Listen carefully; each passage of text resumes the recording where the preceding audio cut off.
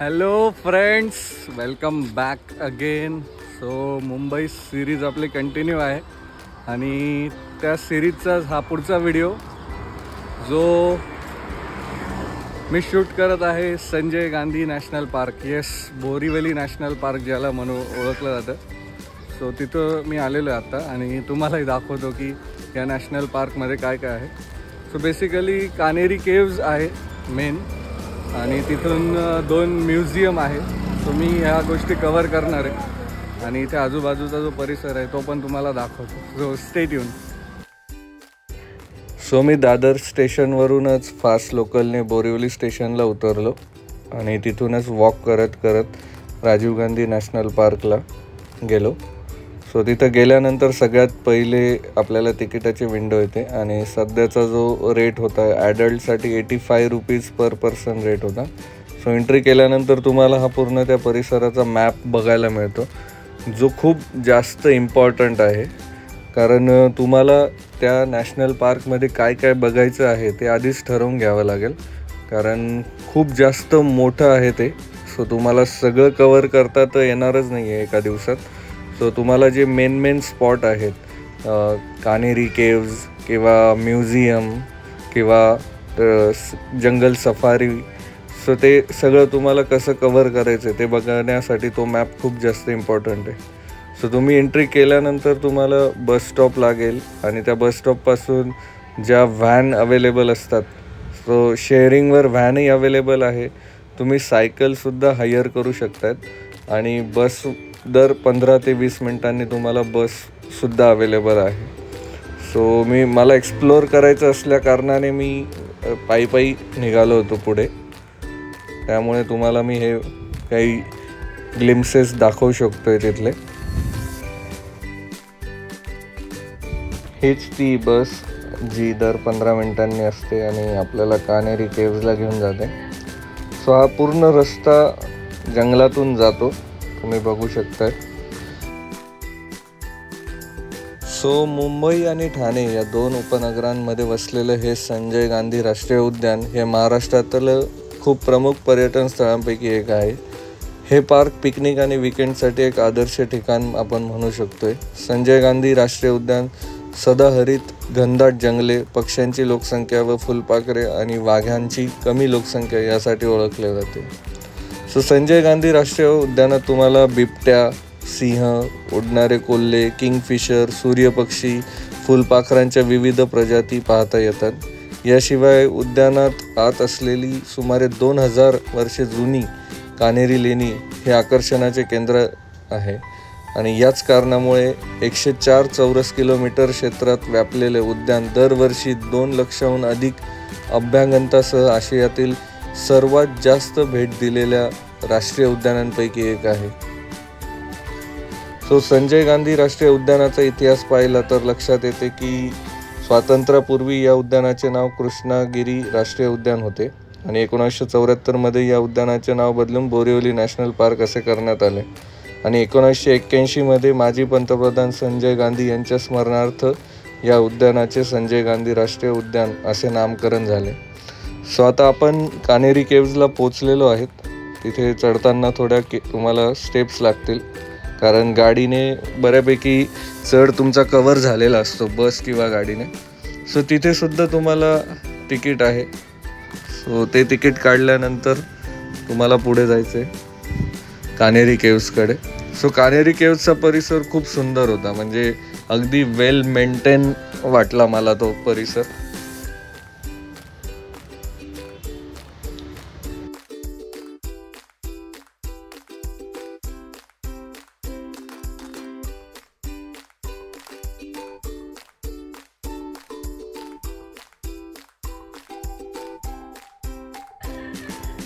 So Sanjay Gandhi राष्ट्रीय उद्यानात असलेली ही कानेरी लेणी हा खडकांचा एक समूह आहे, जो लेण्यांच्या रूपात कापला गेला आहे. तुम्हाला हे जाणून आश्चर्य वाटेल की कानेरी लेण्यांमध्ये 100हून अधिक गुहा किंवा प्रवेशद्वार आहेत, जे स्वतःमध्ये अद्वितीय आहेत. हे ठिकाण त्यांच्या लेणी तसेच प्राचीन शिल्पे, कोरीवकाम, चित्रे आणि शिलालेख या 1व्या शतकापासून 10व्या शतकापर्यंतच्या मानल्या गेलेल्या शिलालेखांसाठी देखील प्रसिद्ध आहे. जे त्यांच्या बेसाल्ट निर्मितीचे चित्रण करतात.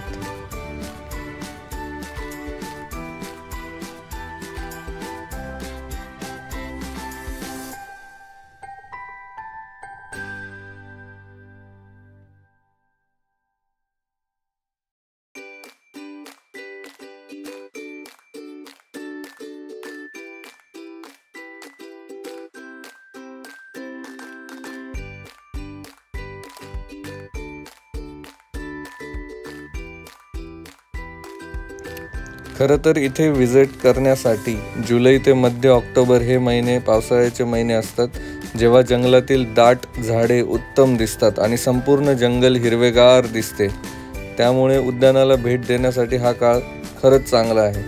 ज्या पर्यटकांना पावसात बाहेर फिरायला आवडत नाही त्यांच्यासाठी हिवाळ्याच्या महिन्यातही खूप चांगला वेळ म्हणू शकतो आपण तिथे विजिट करण्यासाठी. आणि या महिन्यांतील तापमान देखील 18 ते 20 अंशाच्या दरम्यान असते, जे ट्रेकिंग, कॅम्पिंग यासारख्या ॲक्टिव्हिटीज करण्यासाठी खूप चांगलं आहे.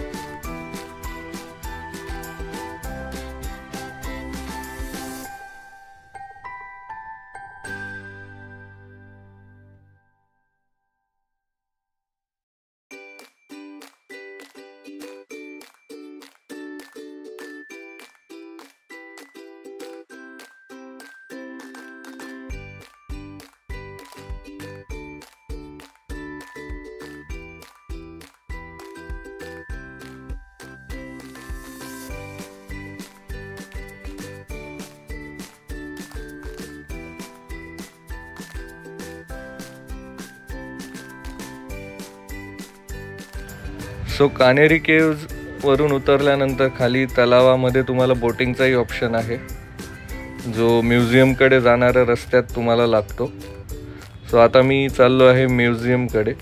जे कॅट म्युझियम जे आहे ते खूप फेमस आहे आणि तिथं म्युझियममध्ये जे प्राण्यांचे स्टॅच्यू बनवले आहेत त्या स्टॅच्यूंना खरंचची जी प्राण्यांची कातडी आहे ती इथे बसवलेली आहे. सो तुम्हाला ते दाखवतो की कसे आहेत ते स्टॅच्यू. आणि कॅट स्टॅच्यू का आहे तर कॅट फॅमिलीमध्ये जे जे प्राणी येतात ते सगळे तिथे आपल्याला बघायला मिळणार आहेत.